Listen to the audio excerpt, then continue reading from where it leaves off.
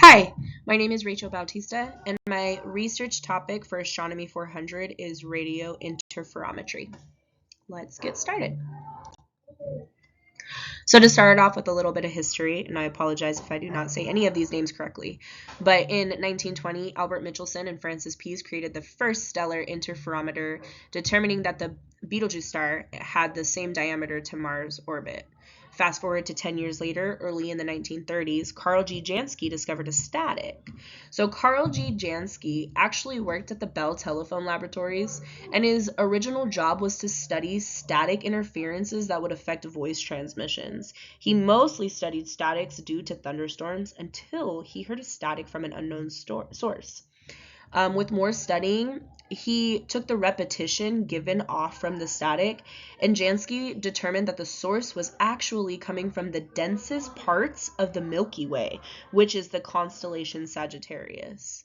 Martin Ryle and Derek von Berg were very inspired by Jansky's work, and so they continued the study, creating the first radio interferometer. So if you see the image below on this slide, you kind of get an idea of what an interferometer looks like. You have two dishes that are connected. So what is radio interferometry specifically? The slide will tell you that radio interferometry takes multiple antennas instead of just one and syncs them together to give astronomers an electromagnetic spectrum-based image of celestial objects like galaxies and planets. So a typical telescope takes optical light and reflects it off a lens to create an image we can view. However, radio wavelengths produce 1,000 times longer amount of light. Therefore, astronomers find it rather difficult to create a telescope that is large enough to capture these long wavelengths of light. So instead, they create smaller telescopes. And instead of lining them up in a line like you kind of might suspect, since the Earth is always rotating and always moving, they set the telescopes up in an array to capture all angles of information. Then, a smart computer takes or called a correlator.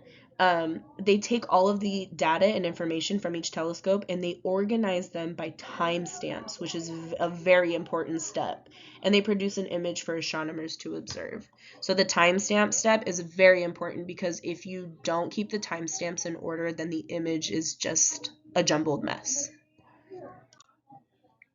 So a couple specifics.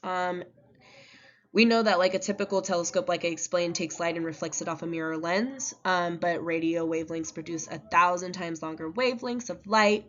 So instead, dozens of smaller telescopes or dishes are created, set up in an array. They catch different movements and angles of celestial objects. The telescopes are then synchronized in order by timestamps to create an image. One thing I found pretty interesting about this slide is that they catch different movements or objects that move across the lens that could disrupt the image. And that's why they're set up in an array instead of lined up in a single line. Because by this, they're able to kind of get an idea based off the timestamps of when the image was disrupted and what it actually looks like without a disruption in the image.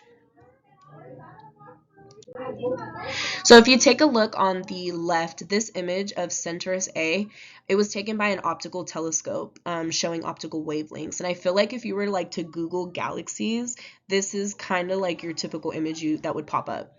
And then on the right, if you look at, it's the same galaxy, Centaurus A, but it was taken by a radio telescope showing radio wavelengths.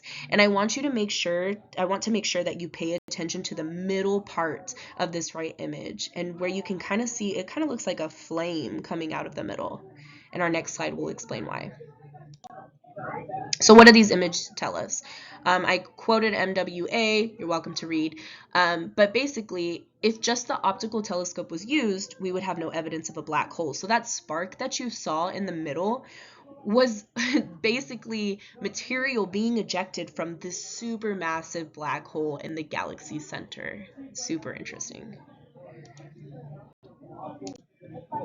So modern technology today, it's consistently growing with radio astronomy. We have a lot of new projects going on in the works, and Prime Luce Lab, I believe that's how you pronounce, they're currently working on a system called Spider.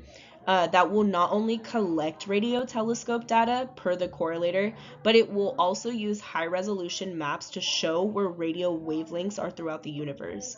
So it kind of gives us an idea of what galaxies and celestial objects could be holding, and black holes or other mysteries, to be honest with you. And then this slide also shows you too that there are other modern technologies that are super interesting, like the Netherlands having an interferometer so large that it can map the universe.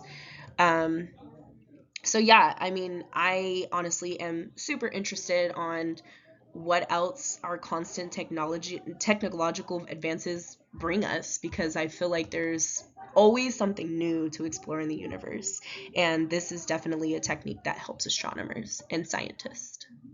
I hope you enjoyed my slideshow. Slide 8 is just different sources that I used to create it. Thank you for your time.